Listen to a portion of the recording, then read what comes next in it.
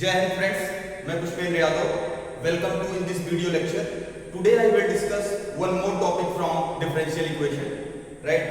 The topic is the linear differential equation with constant coefficient. Right?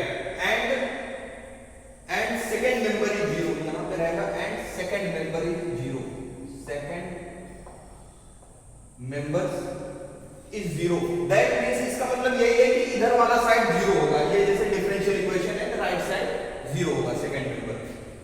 Let us consider the differential equation. एक differential equation मैंने लिया हुआ है D N Y order n का. इस पे कंसीडर करते हैं फर्स्ट ऑफ ऑल.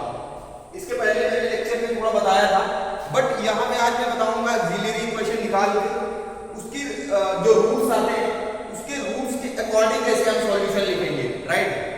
तो now consider the differential equation dny dxn plus p1 dn minus 1 y dxn minus 1 plus p2 dn minus 2 y dxn minus 2 plus p3 dn minus 3 y dxn minus 3 plus dot dot so on plus pn y is equals to 0. Right? Where p1 p2 p3 dot dot pn are all constant. ये क्या है? ये constant है. Right? Are are constant. कल वाले में मैंने बताया था जनरल के लिए तो p1 p2 p3 ये फंक्शन भी हो सकता है x का. राइट? x का फंक्शन हो सकता है, बट हियर कांस्टेंट. अगर कांस्टेंट हो, right, definitely it is constant. Then मान लो लेट कर लिया कि इस डिफरेंशियल इक्वेशन का सॉल्यूशन क्या है, y mx. तो भाई ये क्या करेगा, अगर इसका डेरिवेटिव, इसका nth डेरिवेटिव निकाल के y का n-1 का डेरिवेटिव निकाल के n-2 अगर निकाल के इसके अंदर रखा जाए तो इसको क्या करेगा, डिफरेंशियल इक्वेशन को सैटिस्फाइड करेगा. तो मैंने कल एक रखने से क्या आ रहा था, ये इक्वेशन कोएफिशिएंट और e की पावर mx कॉमन हो जा रहा था. तो e की पावर mx तो 0 होगा नहीं. राइट? तो ये 0 होगा. और इसी इक्वेशन को क्या कहते थे हम, ऑक्सिलरी इक्वेशन कहते थे. राइट? कल वाले लेक्चर में बताया था. इसी इक्वेशन को हम क्या कहते हैं, ऑक्सिलरी इक्वेशन कहते हैं. राइट? तो इसी को ऑक्सिलरी इक्वेशन कहते हैं. तो ऑक्सिलरी इक्वेशन से हम क्या करते हैं, m की वैल्यूज फाइंड करते हैं. राइट? m की क्या करते हैं, वैल्यूज फाइंड करते हैं. तो इसके अंदर कंडीशन ये थी कि m की अगर डिस्टिंक्ट वैल्यूज आए, मान लो n डिग्री का इक्वेशन है ये. राइट? तो इसके how many solution possible, n solution, maximum at most m solution होंगे. राइट? m डिफरेंट वैल्यूज हो सकती हैं, बाकी सेम भी हो सकती है. तो मान लो m1 m2 mn, इसके n डिस्टिंक्ट m की वैल्यूज आ गई. तो देख लीजिए सॉल्यूशन कैसे लिखते थे, y मतलब m पे अलग अलग वैल्यूज लगा के सॉल्यूशन मिलता जाए तो उसका लीनियर कॉम्बिनेशन, उसी को हम CF कहते थे. y CF. तो सॉल्यूशन क्या होता था, c1 e to the power m1x plus c2 e to the power m2x plus up to so on cn e to the power mnx. ये सॉल्यूशन आता था. और आपको मालूम है n आर्बिट्ररी कांस्टेंट कंटेन करता है. मतलब डिफरेंशियल इक्वेशन का ऑर्डर n है तो सॉल्यूशन भी n क्या करेगा, n आर्बिट्ररी कांस्टेंट कंटेन करेगा. और कोई function n arbitrary constant contain करता है, अगर उसका डिफरेंशियल इक्वेशन बनाया जाए तो उसका ऑर्डर कितना होगा, n होगा. राइट? n बार डिफरेंशिएट करके एलिमिनेट करेंगे. नाउ तो ये केस रही कि अगर और सारी की सारी जो m1 m2 है ये सारे रियल हो, रियल एंड डिस्टिंक्ट ये केस के है. राइट? अगर m की वैल्यू कुछ इस तरह से आ जाए, m की value alpha plus minus root beta, अगर ये आ जाए m की वैल्यू, दो डिस्टिंक्ट वैल्यू, मतलब इरेशनल नंबर है बेसिकली. या इसको ऐसे कह सकते हैं कि पहला root alpha plus root beta, दूसरा है alpha minus root beta. Right? तो दो डिस्टिंक्ट रूट. तो इसका सॉल्यूशन इस तरीके से लिख सकते हैं. इसका भी एक्सपोनेंशियल की पावर में लिख सकते हैं. सॉल्यूशन क्या हो जाएगा, y e to the power alpha x plus c1 e to the power root beta x plus c2 e to the power minus root beta x. Right? इस टाइप से हम इसका सॉल्यूशन लिख सकते हैं, right. e to the power alpha x common हो गया, अगर e to the power alpha x ले जाएंगे तो यहाँ alpha plus root beta into x आ जाएगा, राइट। सेम, तो ये हो गया दूसरा इसका एक और है हाइपरबोलिक फंक्शन, ये एक्सपोनेंशियल फॉर्म में है, राइट। इसको हाइपरबोलिक सेंस में लिखना चाहे, हाइपरबोलिक फंक्शन के सेंस में, तो वी कैन राइट CF क्या हो जाएगा बताइए, CF हो जाएगा e to the power alpha x plus C1 cos h root beta x, right, plus C2 sin h root beta x।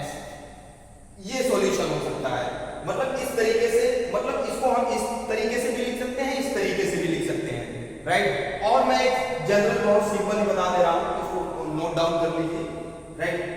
Now अगर एक केस मैं और भी बताता हूं, डिस्कस करता हूं, राइट। एक केस ये है कि m की वैल्यूज अगर ऐसे मान लो m प्लस माइनस m आ रही है, राइट, m की दो distinct plus m, that means m and minus m values आ रही है, दो डिस्टिंक्ट वैल्यू। तो इसको हम एक तो सॉल्यूशन ये हो जाएगा, CF क्या हो जाएगा, C1 e to the power mx हो जाएगा plus C2 e to the power minus mx हो जाएगा, राइट। अगर इसको भी मतलब हाइपरबोलिक, कोई जरूरत नहीं है कि यहाँ पे इरेशनल रूट आ जाए, रूट बीटा, तभी लिख सकते हैं, नहीं, सब एवरी मतलब जितने भी m है सबको हम हाइपरबोलिक के सेंस में लिख सकते हैं, राइट।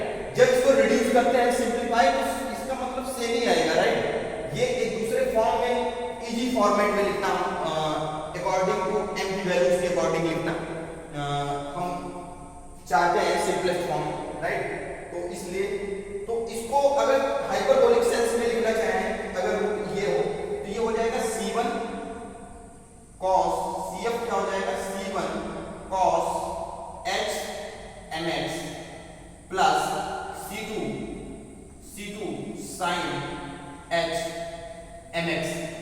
ये भी मतलब हाइपरबोलिक सेंस में भी हम इसको लिख सकते हैं, इसको हम हाइपरबोलिक सेंस में भी लिख सकते हैं, राइट।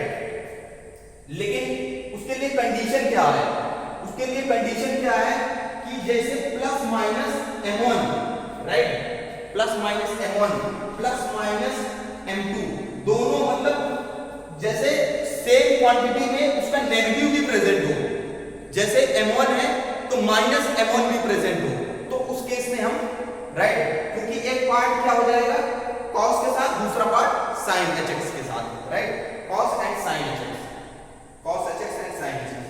नाउ तो आई होप आप समझ पाए होंगे कि इस तरह से भी लिख सकते हैं। और एक केस है ये रियल एंड डिस्टिंक्ट के लिए है, right, real and distinct values of m के लिए है। और देखिए और केसेस है, नोट डाउन कर लीजिए, राइट। सो और केसेस मैं बताऊंगा, इसकी आज सारी केसेस इसके अंदर मैं डिस्कस करूंगा, राइट। सो आप जब भी देखेंगे पूरा लेक्चर मेरा, तो आप इसको बहुत समझ पाएंगे डेप्थ में, राइट। बहुत बेसिक से बनाया है, राइट, एंड पूरा कंसेप्ट इसके अंदर है। तो नाउ देखिए, अगर m की वैल्यूज क्या आ जाए, राइट, m की अभी तक मैंने discrete and real eigen values, real values के लिए बताया। अगर m की वैल्यूज मान लो सेम आ जाए भाई, m1 कितने time, m1 n times m1, are you getting mind, मतलब m की वैल्यूज m1 मतलब इसका कितना डिग्री है, ऑर्डर n ऑर्डर है, तो n टाइम्स m1 आ जाए, सेम मतलब रिपीट करे, right.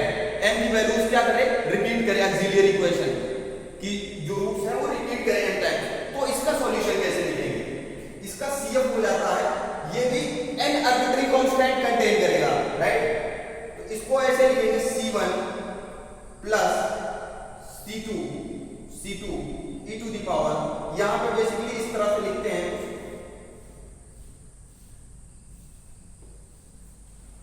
Right.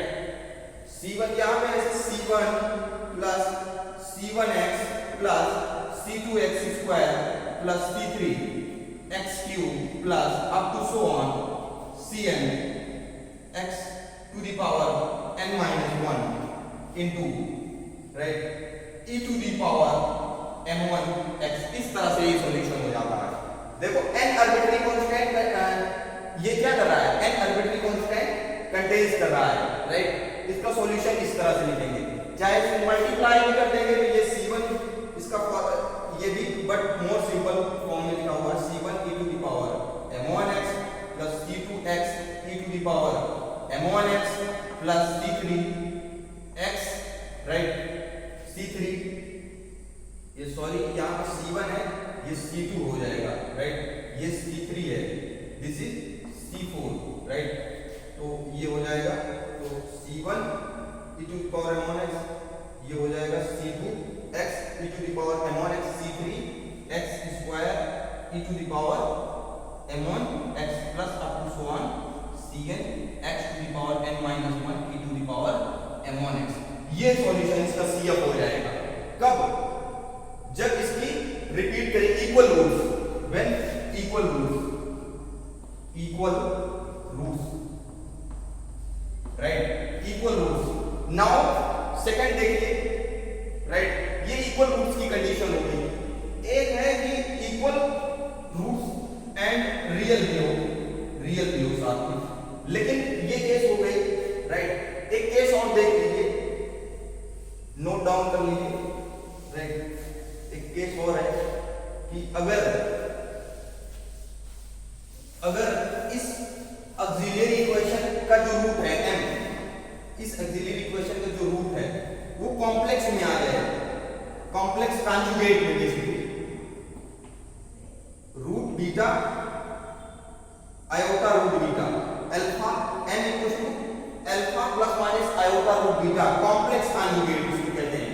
That means complex conjugate में अगर रूट्स आए, दैट मींस अगर इसको लिखें तो m alpha plus iota root beta हो जाएगा and second root alpha minus iota root beta हो जाएगा, राइट। तो दो रूट हैं, कॉम्प्लेक्स कॉन्जुगेट है। तो इन दिस केस में सॉल्यूशन देखो आता एक्सपोनेंशियल के ही फॉर्म में है, उसको सिंपलेस्ट फॉर्म में डायरेक्ट हम लिखते हैं, इसका सॉल्यूशन लिखेंगे, CF इसके लिए हो जाता है डायरेक्ट, राइट।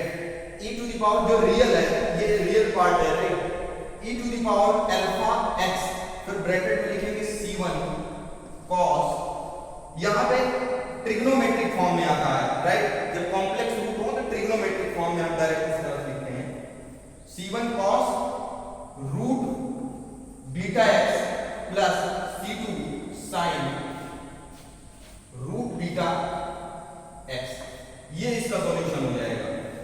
अगर कॉम्प्लेक्स कॉन्जुगेट आए तो इसके सॉल्यूशन ये आ जाते हैं, राइट। सो आई होप आप समझ पाए कैसे सॉल्यूशन लिखेंगे इसके, नोट डाउन कर लीजिए। नाउ थोड़ा सा एग्जांपल में लेके थोड़ा सा डिस्कस करूंगा, राइट। कल डिस्क्रीट रूट के लिए तो मैंने बताया था वैसे, राइट, कल वाले लेक्चर में मैंने डिस्कस किया था, लेकिन आज एक मैं और इक्वेशन ले रहा हूं, राइट। तो इसके अंदर जैसे d square minus 4d plus 1 equal to, और ये कोई डिफरेंशियल इक्वेशन है, y इक्वल टू 0, ये कोई डिफरेंशियल इक्वेशन है। तो फर्स्ट ऑफ ऑल क्या करते हैं, ऑक्सिलरी इक्वेशन लिखते हैं, राइट, इक्वेशन लिखते हैं। इसका ऑक्सिलरी इक्वेशन के लिए क्या करते हैं, d को m से रिप्लेस करते हैं, राइट। तो m square minus 4m plus 1 equal to 0 आ जाएगा, राइट। नाउ इसको सॉल्व करो तो क्या आ जाएगा, सीधाचार्य से इसका डायरेक्ट रूट निकाल लेते हैं, तो क्या आ जाएगा, माइनस b, तो 4 प्लस 4 अंडर रूट माइनस 4 का स्क्वायर 16 माइनस 4ac, a1 है, c1 है, ab1 है, तो 4 हो जाएगा अपॉन 2a, a1 है, तो 4 प्लस माइनस 16 माइनस 12, 16 माइनस 4 12, तो अंडर रूट 12 4 इंटू 3, 2 रूट 3 आ जाएगा अपॉन 2, तो कैंसल आउट करेंगे 2 से, तो 2 प्लस माइनस रूट 3। तो आप देख पा रहे हो यहाँ पे ये रियल में रूट्स आ रहे हैं, लेकिन कॉन्जुगेट है इसका क्या है, कॉन्जुगेट है। रियल रूट है, m की वैल्यू क्या है, एक बार 2 प्लस रूट 3 है, एक बार इसका कॉन्जुगेट है 2 माइनस, लेकिन कॉम्प्लेक्स नहीं है, रियल है, 2 माइनस 3, राइट, ये 3 है, right, 2 plus root 3 and 2 minus root 3, दो रूट्स आए हैं जो एक दूसरे के कॉन्जुगेट हैं, राइट। तो नाउ इसका सॉल्यूशन कैसे लिखेंगे, इसका जो CF हो जाएगा दैट मींस y सॉल्यूशन हो जाएगा, वो क्या हो जाएगा, e to the power 2x c1 cos root 3 x plus, right, sorry यहाँ पे h आएगा क्योंकि रियल रूट्स हैं, right, real and discrete roots हैं, तो यहाँ पे हाइपरबोलिक फॉर्म में होता है h, right, e to the power 2x c1 cos hyperbolic h root 3 x हो जाएगा, right, root 3x plus c2 sin, right, c2 sin h root 3x, right, this is the solution. तो this is the solution of this differential equation. जब real and conjugate आ जाए, right, अगर यही थोड़ा सा इक्वेशन चेंज कर दिया जाता, मान लो, राइट, अगर इसी इक्वेशन को, ये आपको बात समझ आई है, नाउ अगर इसको थोड़ा से मॉडिफाइड कर दिया जाए, इस इक्वेशन को कॉम्प्लेक्स रूट आए इसके, तो देन सॉल्यूशन क्या हो जाएगा, ट्रिग्नोमेट्रिक फॉर्म में आ जाएगा, राइट। नाउ जैसे इसी को थोड़ा सा मैं मॉडिफाइड कर दूं, राइट, इसको क्या कर दूं, मॉडिफाइड कर दूं, सपोज माइनस प्लस, राइट, थोड़ा सा दूसरा इक्वेशन ले लेते हैं, राइट, अगर यहां पे आ जाए d equal to d square plus, right, d square plus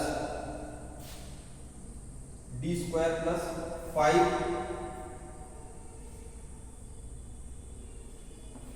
y equal to 0 आ जाए, right, d square plus 5y equal to 0 आ जाए।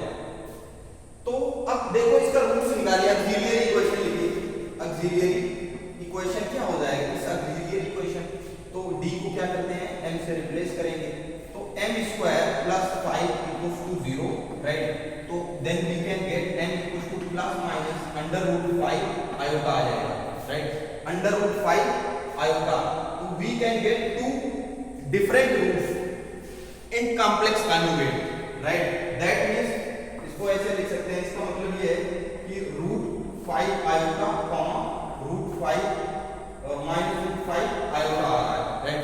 इसका सॉल्यूशन हम ट्रिग्नोमेट्रिक फॉर्म में आता है इसका डायरेक्ट, तो क्या हो जाएगा, CF क्या हो जाएगा इसका, C1 cos रूट 5